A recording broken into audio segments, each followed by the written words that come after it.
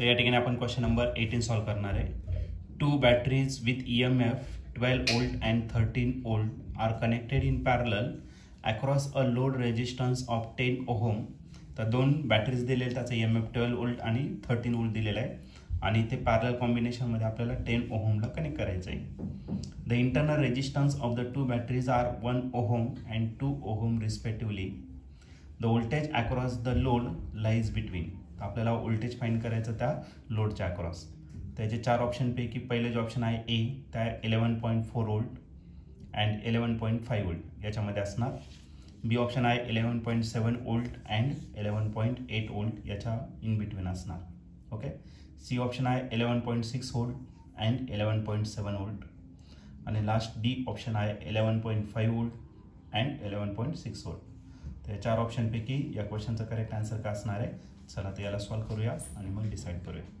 तर या क्वेश्चनमध्ये आपल्याला दोन बॅटरीज दिलेले आहेत, ज्याचा EMF 12 volt आहे आणि 13 volt इतका दिलेला आहे.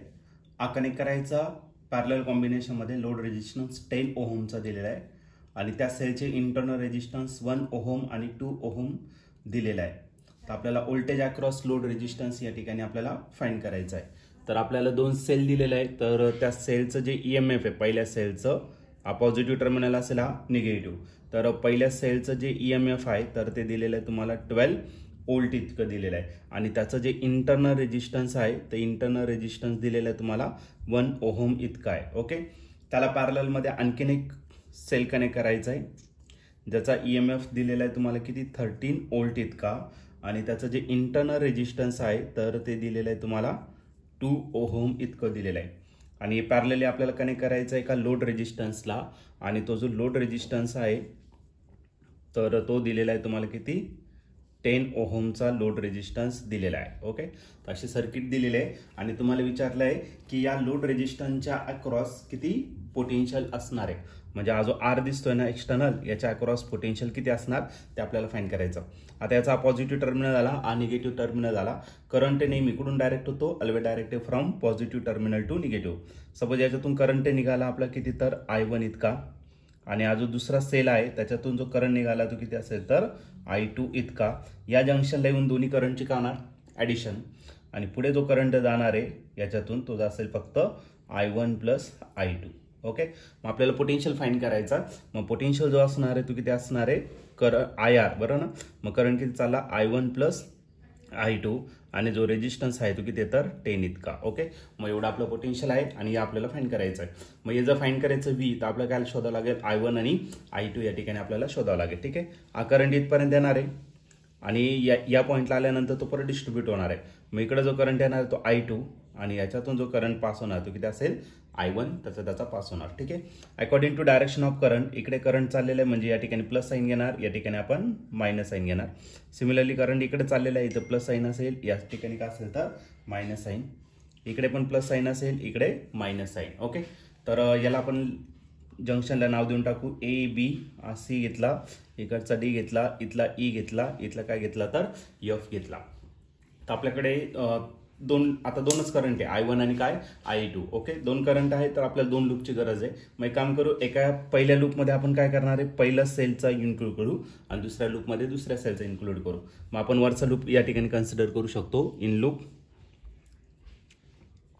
कोणता घ्यायचा BCDEB. ओके. BCDEB आणि यूज करायचं by KVL, Kirchhoff's voltage law या ठिकाणी आपण काय करणार यूज करणार. ओके.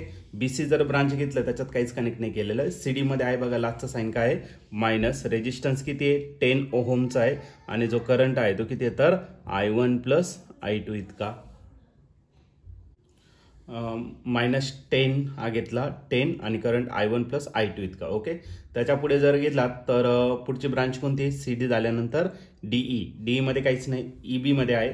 तर इथं मला याचं साईन मायनस आहे आणि जो रेजिस्टन्स आहे तो किती आहे 1 ohmचा आहे आणि करंट किती आहे I2.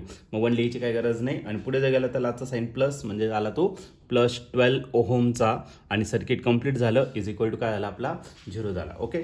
आता हे दोन्ही मायनस आहे, राईट साईडला काय करू आपण त्याला प्लस करून घेऊ. म्हणजे काय 10 ने मल्टिप्लाय करा 10 I1 प्लस 10 I2 मायनस तो पण प्लस होणार I2 आणि 12 इकडेच ठेवणार आहे आपण, फक्त अरेंज करून घेतलं. ओके. 10I1 तसंच लिहिणार, 10 + 1 की झाला 11, मग झाला 11I2 = 12. हे झालं तुमचं फर्स्ट इक्वेशन. ओके. सिमिलरली आता नेक्स्ट लूप कन्सिडर करू आपण, ज्याच्यामध्ये दुसरा सेल इन्क्लूड केला असेल, ABCDEFA. In loop ABCDEFA. पुन्हा आपण यूज करणार आहे KVL by KVL, Kirchhoff's voltage law. पहिलं ब्रांच बघा, AB मध्ये काहीच नाही, BC मध्ये काहीच नाही, CD मध्ये आहे. लास्टचा साइन काय आलं? मायनस. ओके. रेजिस्टन्स 10 ओहमचा आहे आणि करंट जो आहे तो किती आहे? I1 + I2 इतका करंट पास होतोय. D मध्ये काहीच नाही, EF मध्ये पण नाही, FA मध्ये आहे बघा. लास्टचा साइन काय आलं? मायनस.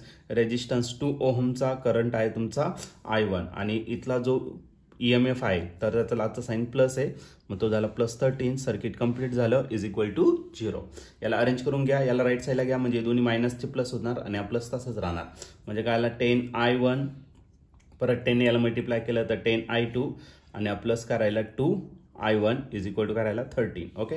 याला अरेंज जर केलं तर 10 + 2 किती झाला? 12I1 प्लस काय झाला तर तुमचा 10I2 = झाला 13. दिस इज इक्वेशन 2. आता हे दोन सायमल्टेनियस इक्वेशन आलं तर याला आपल्याला काय करायचं? सिम्प्लिफाईड करायचं. ओके. सिम्प्लिफाईड करायचं म्हणून कोणता तरी नंबर आपण काय करू? सेम करू. इथं 10 आहे आणि इथं 12 आहे, बरोबर का नाही? 10 आणि 12चा LCM जर घेतला 60 तर इक्वेशन नंबर 1 ला 6 ने मल्टिप्लाय करायचं आणि इक्वेशन नंबर 2 ला 5 ने मल्टिप्लाय करू. ओके. मग आता नेक्स्ट स्टेपमध्ये equation number 1 multiplied by 6 and equation number 2 multiply करायचं 5 ने, म्हणजे नंबर सेम होईल आणि आपल्याला सॉल्व्ह करणं सोपं जाईल. याला 6 ने मल्टिप्लाय केलं, 10 × 6 किती झाला? 60I1. याला जर मल्टिप्लाय केलं तर 11 × 6 किती झाला? 66I2. ओके. आणि 12 × 6 किती झाला? 72. ओके. आता याला किती मल्टिप्लाय करायचं? 5 ने. 5 × 12 60, 10 × 5 50I2 अँड 13 × 5 किती झाला? 65. आता या दोघांची आपल्याला काय करायचं? सॉरी, याला कितीने? 5 ने ना. 12 × 5 60 झाला. तर या दोघांची आपल्याला काय करावं लागेल? सबट्रॅक्शन. ओके. आता सबट्रॅक्शन जर केलं तर या ठिकाणी आपल्याला भेटेल 60 मधून 6 गेला, इथले साइन काय होणार आहे? चेंज होणार आहे. ओके. 60 मधून 60I1 - 60I1 काय आला? कॅन्सल. 66 - 50 तर 6 - 0 किती झाला? 6. 6 - 5 किती झाला? 1. म्हणजे हा राहिला 16I2 आणि 76 मधून 65 गेला तर 12 - 6 झाला 5 किती झाला? 7. ओके. 6 - 6 झाला 0. ओके. मग 16I2 = आपला काय भेटला? 7 भेटला. ओके. आता याला पुन्हा आपल्याला सिम्प्लिफाईड करायचं आहे. एक काम करतो, ते डायग्राम मी रफ करून टाकतो आणि या साईडला आपण ते घेऊ. ठीक आहे. डायग्रामची आता काही गरज नाही आहे. मग आता I2 फाइंड करायचा. 16 इकडे मल्टिप्लाय, इकडे काय करून घ्या? त्याला डिवाइड करा. मग बघा आपल्याला I2 भेटेल आणि I2 किती भेटणार आहे? 7 / 16. हे नेक्स्ट इक्वेशन झालं. तर सपोज याला इक्वेशन काय करू आपण? 2 कन्सिडर करू.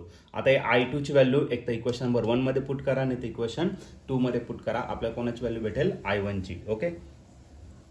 Put I2 = 7/16 ampere in equation 1. Okay.